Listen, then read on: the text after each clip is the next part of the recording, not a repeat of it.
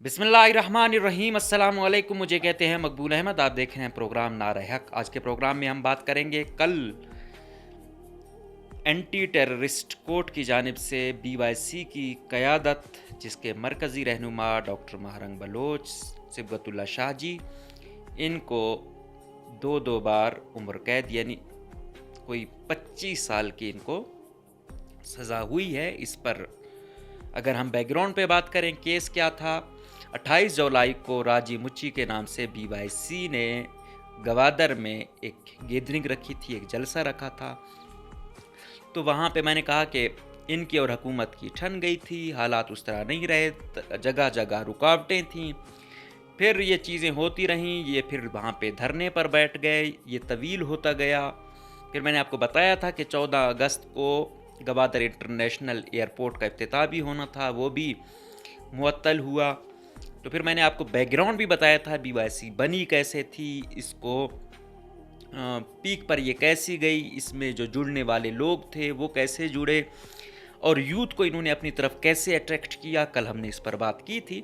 आज हम बात करेंगे उस केस पर और मुख्तलिफ जो पार्टियां हैं, जो शख्सियात हैं, उनका रद्द अमल क्या था। तो उस गैदरिंग में ये केस जो बनाया गया, ये बनाया गया कि एक FC के मुलाजिम थे शबीर बलोच, जिनका गालिबन नसीराबाद डिवीजन से ताल्लुक़ था, वो FC के मुलाजिम थे। और जो FIR दर्ज हुई कि डॉक्टर महरंग खिताब कर रही थी, जोशीला खिताब था। तो FC की गाड़ी, वहाँ एक स्कूल है, उसके पास से जा रही थी। तो उन्होंने कहा कि ये हम पर काबिज़ हैं, मारो इन्हें। तो इस पे सिबगतुल्ला शाह जी है और बालाज कादिर है, 4-5 नाम उन्होंने, जमील बलोच है, दूसरे वो किए कि उन्होंने पथराव किया। तो उसमें वो जाँबर नहीं हो सका और वो दुनिया फ़ानी से कूच कर गए या शहीद हो गए।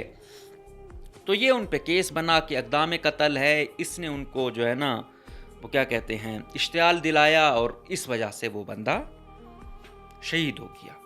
BYC ये क्लेम करती है कि जो वो FC का मुलाजिम था, वो BYC के इश्तियाल अंगेज़ों की जानिब से या कारकुनों की जानिब से या किसी उससे नहीं मरा, वो किसी एक्सीडेंट में वो हुआ या किसी और ग्रुप की वो हुई। मतलब वो ये कहते हैं कि ये किसी एक्सीडेंट में ही वो हुआ। वो ऑन ही नहीं करते कि ये वहाँ था या इस पर कोई पथराव हुआ और वो उसमें जाँबर नहीं हो सका और दुनिया फ़ानी से कूच कर गया। फिर उसके साथ वो अपना दूसरा मुद्दा उठाते हैं कि ये हुआ, वो कहते हैं उल्टा हम मजलूम हैं, हमारे 4 लोग मारे गए और 3 लोग अभी तक माजूर हैं। मतलब किसी को सर में गोली लगी, कोई किस वजह से कहीं गोली लगी, टॉर्चर हुआ, तो वो अभी तक माजूर हैं। तो वो कहते हैं कि मजलूम तो हम हैं, उल्टा इनके खिलाफ जो हमें सज़ाएं दिलवा रहे हैं, इनके खिलाफ एक्शन होना चाहिए। तो बहरहाल ये 2 नैरेटिव हैं, साथ साथ चल रहे हैं और अनफॉर्चुनेटली ये चीज़ें 2024 से चल रही हैं। फिर उसके बाद मार्च 2025 से महरंग बलोच, गुलजादी, बीबो, ये सिबगतुल्ला शाह जी, बीबर्ग बलोच, ये कैद में है। मतलब साल सवा साल इनको हो रहा है।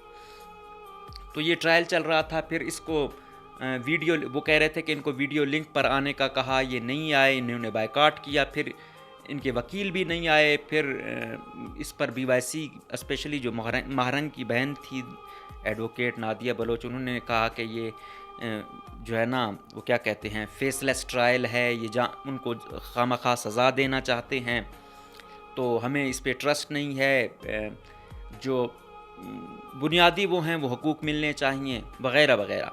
जो हुकूमत है या अदलिया का जो फ़ैसला है वो ये था कि भाई मौका दिया गया, वो पेश नहीं हुए। फिर इनको सरकारी वकील दिए गए, इन्होंने उनको भी इत्तेमाद में नहीं लिया। और फिर मतलब उनके कहने का मकसद ये था कि हाँ, उनको प्रॉपर वो जो बनते हैं वो हमने उनको दिए, लेकिन वो कहते हैं कि नहीं, हमें वो प्रॉपर वो नहीं दिए गए।